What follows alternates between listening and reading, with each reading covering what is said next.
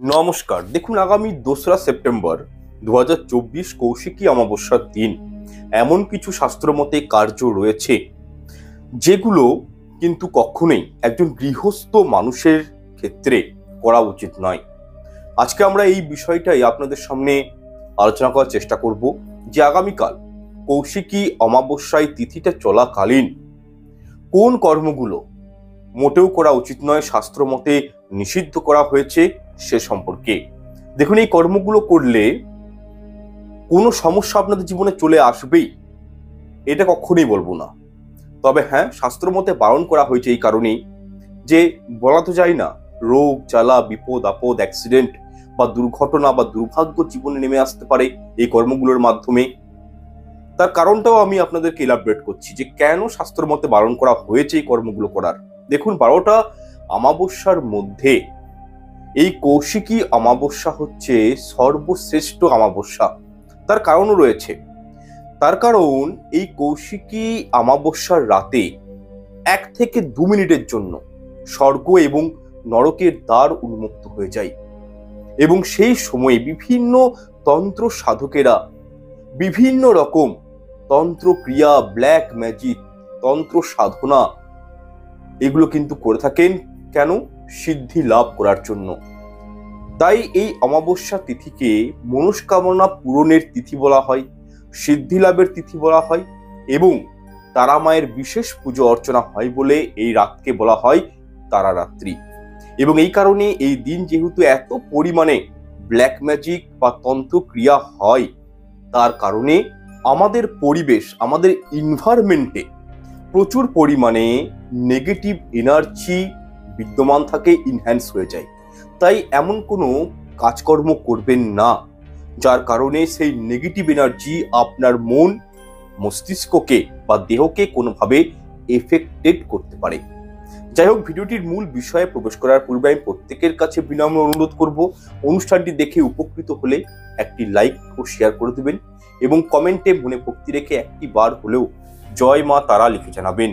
এতে আমরা বড়ই অনুপ্রাণিত হব এবং এরকমই পরবর্তী ভিডিওগুলো চ্যানেলে পেতে চ্যানেলটি পারলে সাবস্ক্রাইব করে পাশে দেখবেন একটা বেল আইকন আছে, ওটা ক্লিক করে রাখবেন। যাই হোক, আমরা এরপর জানার চেষ্টা করি যে কৌশিক অমাবস্যার দিন কোন কর্মগুলো একেবারেই আমাদের করা উচিত নয় সে সম্পর্কে। নাম্বার 1, কৌশিকী অমাবস্যার দিন আপনারা প্রথমত দূরে কোথাও যাত্রা করবেন না, অর্থাৎ কোনরূপ শুভ কাজে বাইরে কোথাও যাবেন না। কারণ এই অমাবস্যার দিনে বিশেষ করে রাত্রিকালীন অত্যন্ত পরিমাণে নেগেটিভ এনার্জি বিচরণ ঘটে এবং এই নেগেটিভ এনার্জি কখনই মানুষের খুব একটা কিন্তু দেখবেন উপকারে লাগে না। তাই শাস্ত্র বলছে এই দিন যদি আপনারা বাইরে কোথাও যাত্রা করেন, কোনো শুভ কাজে বেরান, তাহলে পথ দুর্ঘটনা অর্থাৎ রোড অ্যাক্সিডেন্ট, হঠাৎ কোনো বিপদের আশঙ্কায় কিন্তু জড়িয়ে পড়তে পারেন। সুতরাং খুবই জরুরি একটা বিষয় বললাম, কোনো শুভ কাজে কিন্তু এই দিন আপনারা যাবেন না। অনেক সময় দেখবেন যারা বিশেষ করে ইয়াং ছেলে মেয়েরা রয়েছে তারা কিন্তু একটু আউটিংয়ে চলে যান, রাত্রিকালীন সন্ধ্যার সময় একটু বাইকে করে ঘুরতে পছন্দ করেন। তো সেক্ষেত্রে বলবো কখনই না অমাবস্যা তিথি চলাকালীন মদ্যপান করে বাইক চালানো বা মদ্যপান করে কোথাও হয়তো বাইক নিয়ে আড্ডা দিতে যাওয়া, এইগুলো একটু চেষ্টা করবেন অ্যাভয়েড করার। এছাড়াও কোনো শুভ কর্ম আপনারা কিন্তু এই দিন না করাই উচিত। এছাড়াও কৌশিকী অমাবস্যার রাতে ভুল করেও কোনো প্রকার নির্জন স্থানে, পরিত্যক্ত ঘরে, যে ঘর বহুদিন ধরে ব্যবহৃত করা হয়নি এরকম কোনো ঘরে, শ্মশানে শ্মশান চত্বরের দিকে আপনারা কিন্তু যাবেন না। মনে করা হয় এই সময় শ্মশান ঘাটে বা কোনো পরিত্যক্ত ঘরে বা যেখানে নোংরা আবর্জনা প্রচুর পড়ে রয়েছে সেরকম কোনো জায়গাতে গেলে কি হয়, নেগেটিভ এনার্জি আপনাদের উপর প্রভাব বিস্তার করতে পারে। তো সুতরাং এই বিষয়টা একটু মাথায় রাখবেন। কখনোই কোনো শুভ কাজের সূচনা করবেন না, কোনো মাঙ্গলিক অনুষ্ঠান অমাবস্যা তিথিতে চলাকালীন, পিরিয়ডে চলাকালীন কখনোই কিন্তু ঘরের মধ্যে সম্পাদন করতে নেই, এতে ফল কিন্তু হিতে বিপরীত হয়। নাম্বার 2, দেখুন, হিন্দু শাস্ত্র অনুযায়ী অমাবস্যার রাতে স্বামী স্ত্রীর মধ্যে কোনোভাবেই সম্পর্ক স্থাপন করবেন না। এমনটা বলা হয় প্রতিপদ তিথি এবং এই অমাবস্যা তিথি চলাকালীন সময়ে যদি স্বামী স্ত্রী সম্পর্ক স্থাপন করে এবং যদি কোনো কারণে গর্ভধারণের অবস্থা চলে আসে, তো সেই গর্ভধারণের ফলে যে সন্তানের জন্ম হয় সেই সন্তানকে আজীবন দুঃখ কষ্ট ভোগ করতে হয়। ফিনান্সিয়াল দিক থেকে, রোগ জ্বালার দিক থেকে, মান সম্মান তো পাই না সমাজে, এবং কি পারিবারিক ক্ষেত্রেও প্রচুর কষ্টের মাধ্যমে সেই সব সন্তানকে কিন্তু অতিবাহিত করতে হয়। সুতরাং ভুল করেও অমাবস্যা চলাকালীন, শুধু এই কৌশিকী অমাবস্যা নয়, যে কোনো অমাবস্যা চলাকালীন কিন্তু এই কর্মগুলো করা উচিত নয়। কারণ দেখুন, স্বামী স্ত্রীর মধ্যে শারীরিক সম্পর্ক হলে আপনাদের জেনে রাখুন যে এটা কিন্তু শাস্ত্র মতে নিষিদ্ধ রয়েছে। এবং এই সন্তানেরা কেন এতটা এফেক্টেড হয়, কারণ আমাদের এই পরিবেশে অমাবস্যা তিথি চলাকালীন পরিবেশের মধ্যে অত্যন্ত পরিমাণে পজিটিভ শক্তির থেকেও, মানে দেব দেবী বা স্পিরিচুয়াল পাওয়ারের থেকেও, এনার্জি থেকেও নেগেটিভ যে এনার্জিগুলো রয়েছে সেগুলো কিন্তু অত্যন্ত এনভায়রনমেন্টের মধ্যে ছড়িয়ে থাকে। তো যার ফলে যে গর্ভধারণ শিশুর মধ্যে অশুভ ফলগুলো কিন্তু বিদ্যমান হয়। আমাদের যে 9টা প্ল্যানেট আছে অ্যাজ পার অ্যাস্ট্রোলজি, সেই প্ল্যানেটগুলো পর্যন্ত কিন্তু অশুভ ফল প্রদান করে অমাবস্যা তিথি চলাকালীন। তাই অবশ্যই বিষয়টি বলবো যে এই রূপ ক্রিয়া কিন্তু আপনারা এই সময় বন্ধ রাখবেন। কখনোই মেলামেশা করা স্বামী স্ত্রীর মধ্যে উচিত এই সময় নয়। এছাড়াও অমাবস্যা তিথি চলাকালীন সময়ে যদি কোনো সন্তান বা সন্ততি ধরুন মানে গর্ভে চলে আসে কোনো না কোনো কারণে, সেক্ষেত্রে সেই সন্তান বড় হয়ে মানে বলতে পারি মানে চোর ডাকাত বা হয়তো কোনো ইলিগেল কাজের সঙ্গে যুক্ত হতে পারেন, বা হয়তো রোগ জ্বালায় প্রেরিত হতে পারেন। কারণ তাদের উপর রাহু এবং কেতুর একটা মানে অত্যাধিক বলতে পারি বাজে প্রভাব থাকে, বা হয়তো বড় হয়ে এমন কোনো মানে বন্ধুর পাল্লাতে পড়ে নেশাগ্রস্ত হয়ে যেতে পারে, যেখান থেকে বার করে নিয়ে আসাটা খুবই কিন্তু অসম্ভব হয়ে যায়। তাই এই বিষয়গুলো একটু মানে মাথায় রাখার চেষ্টা করবেন। আচ্ছা, এরপর নাম্বার 3, এদিন আপনারা যতটা পারবেন তাড়াতাড়ি ঘুম থেকে উঠবেন, অর্থাৎ আগামীকাল 2রা সেপ্টেম্বর সোমবার অমাবস্যা তিথি চলাকালীন পূর্ণিমার মতোই কিন্তু বলে দিচ্ছি, কখনোই দেরি করে ঘুম থেকে উঠতে নেই। এবং যখন আপনারা ঘুম থেকে উঠবেন তখন অবশ্যই কালো তিল নিজের স্নানের জলে ফেলবেন এবং সেই জল দিয়ে স্নান করবেন। এর ফলে কি হয়, এবং একটা বিষয় এখানে একটা বিষয় বলবো, সন্ধ্যার সময় যদি অভ্যাস না থাকেও তাও কালকের দিনটা পারলে করবেন। সন্ধ্যার সময় রাত্রে যখন ঘুমাতে যাবেন, ডিনার করার আগে মুহূর্তে স্নান করে পুনরায় স্নান করবেন কালো তিল মিশ্রিত জলে, এবং তারপরে ঘুমাতে যাবেন। এবং যখন ঘুমাতে যাবেন অবশ্যই স্নানের জলে কালো তিল এবং লবণ 1 চামচ ফেলে স্নান করে ঘুমাবেন। এর ফলে কি হয়, নেগেটিভ এনার্জি আপনাদের উপর রাত্রিবেলায় যখন ঘুমিয়ে থাকবেন, কোনো প্রকারের নেগেটিভ এনার্জি আপনাদেরকে ক্ষতি করতে পারবে না, না আপনার শারীরিক দিক থেকে না মানসিক দিক থেকে। তারা আপনাদের কাছ থেকে দূরে থাকবে। অতি অবশ্যই এই দিন কিন্তু সকালবেলায় শুদ্ধাচার যখন হবেন, যখন স্নান করবেন, সূর্যদেবকে জল নিবেদন করবেন এবং সূর্য প্রণাম মন্ত্র জপ করবেন।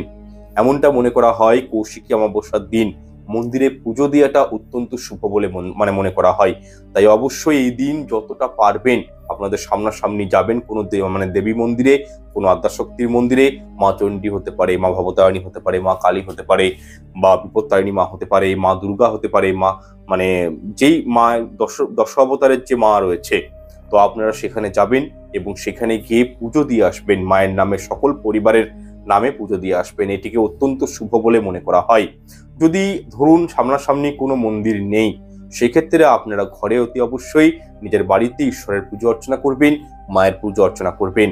এর ফলে কিন্তু পরিবারের উপর দৈবিক কৃপা দৃষ্টি অবশ্যই ডেফিনেটলি কিন্তু বজায় থাকবে, এবং এই কর্মটিকে অতি শুভ কর্ম বলা হয়েছে। তাই আপনাদেরকে বিষয়টা আমি জানিয়ে দিলাম।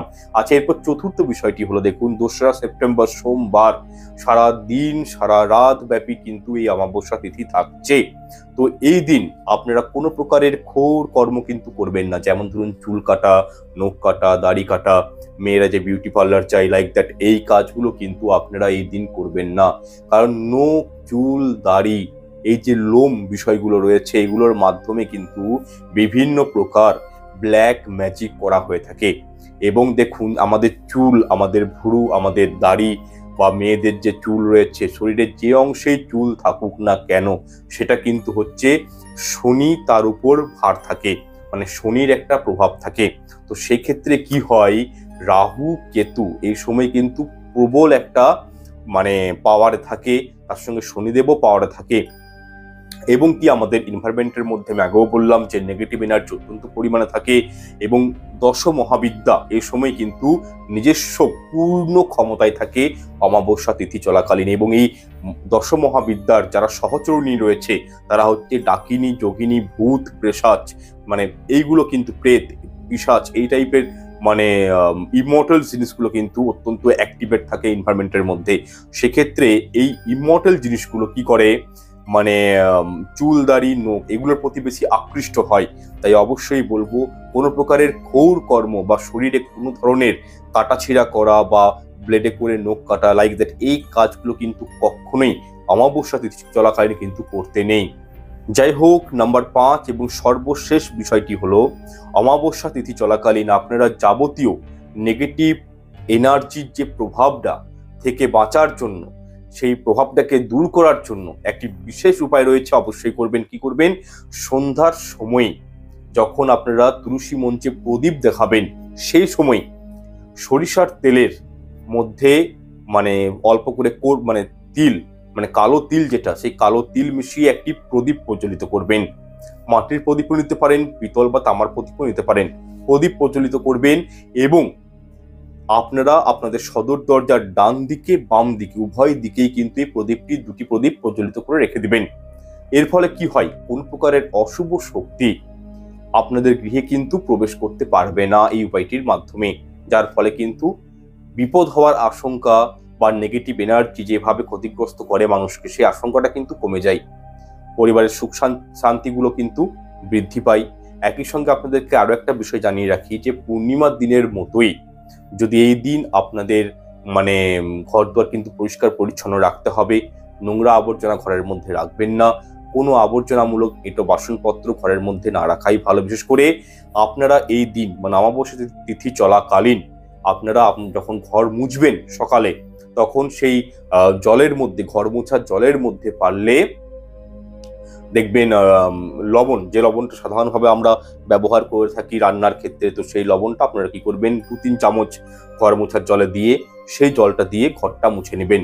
নেগেটিভিটিও দূর হয় এতে, এবং কি ব্যাকটেরিয়াগুলো কিন্তু দূর হয়, কারণ লবণ হচ্ছে অ্যান্টিব্যাকটেরিয়াল একটি উপাদান। এবং কি দেখুন, লবণের মধ্যে একটা বিশেষ পাওয়ার রয়েছে। লবণ যে শুধু খাবারের কাজে লাগে তা কিন্তু নয়, লবণের মধ্যে একটা ধরুন বিশেষ পাওয়ার রয়েছে। কেমন, মানে লবণ নিজের প্রতি যাবতীয় নেগেটিভ এনার্জিগুলোকে অবজার্ভ করে নেয়, শোষণ করে নেয়, অ্যাজ পার বাস্তুশাস্ত্র তাই বলা হয়েছে। তো সেক্ষেত্রে লবণের এই প্রয়োগগুলো করবেন। এবং রাত্রিবেলা যখন ঘুমাবেন, তখনও পুনরায় বলছি আমি, একটু লবণ মগের মধ্যে নিয়ে নেবেন, জল নিয়ে নেবেন, হাত পা ভালো করে ধুয়ে, মুখ ভালো করে ধুয়ে তারপর কিন্তু ঘুমাবেন। এছাড়াও দেখুন, আপনাদের ঘরে যে চৌকাঠ রয়েছে, ঘরের মধ্যে চৌকাঠ তো আছে, তো সেই চৌকাঠটি ভালো করে কিন্তু পরিষ্কার পরিচ্ছন্ন রাখবেন। এর ফলে কি হয়, পরিবারের সুখ শান্তি সমৃদ্ধি বৃদ্ধি পায়। কারণ যে ঘরে দৈনিক, বিশেষ করে অমাবস্যা তিথিতে, বৃহস্পতিবার দিন, লক্ষ্মীবারে বা শুক্রবারে চৌকাঠ পরিষ্কার করা হয়, তো সেই ঘরে কি হয়, মা লক্ষ্মীর আগমন ঘটে এবং সুখ শান্তিগুলো জীবনে বজায় থাকে। তাই এই জিনিসগুলো মাথায় রাখবেন। এবং আরেকটা বিষয় আমি আগেই দরকার ছিল বলা ভুলে গেলাম, বিষয়টা বলে দিই। অমাবস্যা তিথি চলাকালীন ঝাড়ু বাইরে কিন্তু ফেলে রাখবেন না। ঝাড়ু বাইরে ফেলে রাখবেন না। ঝাড়ু আমাদের সৌভাগ্যের প্রতীক। ঝাড়ু দিয়ে নোংরা আবর্জনা পরিষ্কার করা হয়, অর্থাৎ নেগেটিভিটিকে বাইরে বার করা হয়, সৌভাগ্যকে ইনহ্যান্স করা হয়। তাই ঝাড়ুকে কখনোই বাইরে রাখতে নেই। ঝাড়ুকে সর্বদা ঘরের ভিতরে একটু লুকিয়ে রাখার চেষ্টা করবেন এবং ঝাড়ুকে দাঁড় করিয়ে রাখবেন না। এই বিষয়গুলো একটু মাথায় রাখবেন। এবং আরেকটা বিষয়, এই দিন অমাবস্যা তিথি চলাকালীন কোনোভাবেই আমিষ জাতীয় খাবার গ্রহণ করবেন না, নিরামিষ আহার গ্রহণ করার চেষ্টা করবেন। ঘরে প্রসাদভোজী হবেন, সাত্ত্বিক আহার গ্রহণ করবেন। কোনো পোড়া জাতীয় খাবার খাবেন না এই দিন। পোড়া জাতীয় খাবার খেতে কেন বারণ করছি, দুর্ভাগ্য জীবনে নেমে আসে, সৌভাগ্যটা নষ্ট হয়ে যায়, দুর্ভাগ্য আসে। তেতো জাতীয় খাবার এবং পোড়া জাতীয় খাবার কিন্তু অমাবস্যা তিথি চলাকালীন না গ্রহণ করাই ভালো, বিষয়টি মাথায় রাখবেন। যাই হোক, যে কর্মগুলো করা উচিত নয়, যে কর্মগুলো করা উচিত, আমি এই বিষয়ে আপনাদেরকে যতটা পেরেছি আমি আমার মতন করে গাইডেন্স করার চেষ্টা করেছি। অনুষ্ঠানটি যদি ভালো লেগে থাকে লাইক কমেন্ট শেয়ার করতে ভুলবেন না। আমার একটাই প্রয়াস থাকে, আমার অনুষ্ঠানগুলো দেখে 100% না হোক 5% যদি আপনারা ভালো থাকেন, উপকৃত হন, এটাই আমাদের কাছ থেকে সব থেকে বড় একটা আমাদের পাওয়া। তো সেক্ষেত্রে বলবো কি, অবশ্যই বিষয়গুলো মনে রাখবেন, ভিডিও দেখলেই হবে না, নিজেদের প্রতি ইমপ্লিমেন্ট করাটা আবশ্যক। যাই হোক, আজকের এই অনুষ্ঠানটি আমি শেষ করছি, এখানেই বিদায় নিচ্ছি। দেখা হচ্ছে পরবর্তী অনুষ্ঠানে। সবাই ভালো থাকুন, সুস্থ থাকুন এবং অতি অবশ্যই কৌশিকী অমাবস্যার দিন পুনরায় বলছি মায়ের পুজো অর্চনা করবেন এবং মাকে 108টি জবা ফুলের মালা পরিয়ে দিবেন বা রক্তকরবী বা লাল পদ্ম বা লাল রক্ত জবা ফুল মায়ের চরণে নিবেদন করবেন। জীবনে অখণ্ড সুখ শান্তি পাবেন, ডেফিনেটলি পাবেন, এইটুকুনটি মায়ের প্রতি ভরসা রাখতে পারেন। জয় মাতারা, জয় মাতারা, জয় মাতারা।